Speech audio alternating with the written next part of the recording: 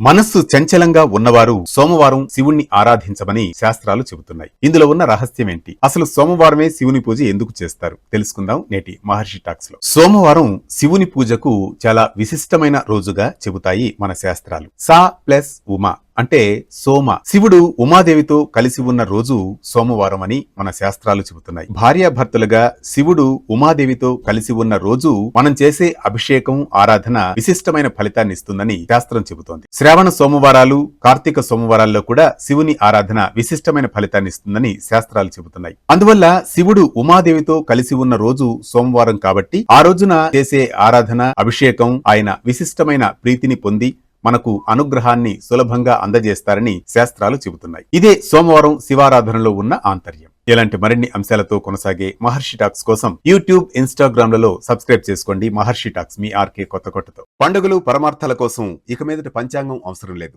ఒక్క యాప్ ఉంటే చాలు, అదే వే టు న్యూస్.